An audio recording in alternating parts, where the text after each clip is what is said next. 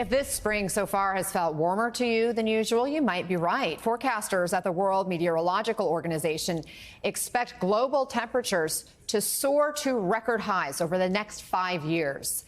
And these warmer temperatures could not only have dire consequences for the planet, but on your personal health. Joining us now is Dr. Vin Gupta, a pulmonologist and a global health policy expert. Doctor, tell us, what are the direct impacts on human health of this kind of heat?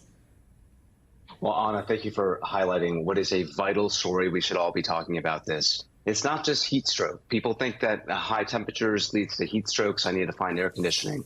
It's not just that. We know that excess heat can cause cardiovascular diseases, cardiovascular collapse, high blood pressure, can lead to heart attacks and stroke. We also know, and I don't think we talk enough about this, that heat has detrimental effects to expectant moms. There is a clear correlation, Anna, between exposure to heat in utero to babies and preterm birth, underweight babies on birth. Very, very important. And also, I'll say very concerning information is that if you live, say, near the equator, there are signs that excess exposure to long durations of heat leads to early aging. So that's really concerning here. I'll lastly just say that increases in temperature a clear risk factor for wildfires. Wildfires increase your exposure to air pollution. We know that air pollution is a big, big problem when it comes to having underlying lung disease. So lots of impacts here. Yeah, we were seeing all those pictures of the wildfires. In fact, there are wildfires, I should say, happening in Western Canada as we speak right now. You mentioned air pollution. We also think of the record droughts we've been covering with higher temperatures. How do you see that impacting the human condition? You know, I worry about this. The UN is estimating now, Anna, and for all your viewers out there, again, facts that we just sort of we're numb to the numbers here. 5 billion people worldwide by 2050, the middle of the century, are going to experience water insecurity. We're seeing that already in parts of the southwestern United States, that water droughts are going to be obviously clear health impacts. We're going to see that now and worsening in the future. When it comes to air pollution, already the 6th leading cause of death worldwide, right behind traditional risk factors like high blood pressure and smoking that get all the attention in public health. Air pollution is an independent risk factor for death and disability. We need to be talking about it more.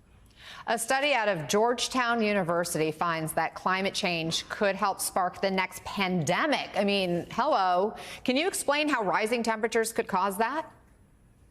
I'm glad you brought that up, Anna. What we're seeing here is an unnatural movement of, say, animals that are reservoirs for animal viruses.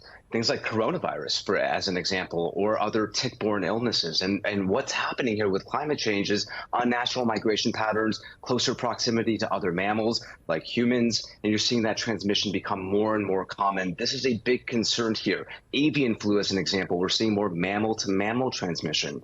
That's a high mortality rate. So climate change, because it's changing migration patterns, because amongst mosquitoes is happening for longer periods of time because the year is warmer, we're seeing more of these occurrences, which should worry us all.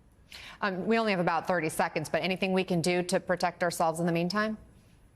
You know, for those living, especially in the West Coast of the United States, here in Seattle, we're seeing a hazy sunrise here due to fires from British Columbia.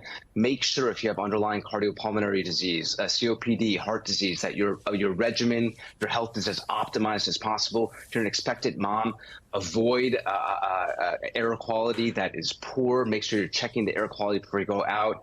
There's ways to keep yourself safe, but you have to be proactive. Thank you so much, Dr. Vin Gupta. Really appreciate that information.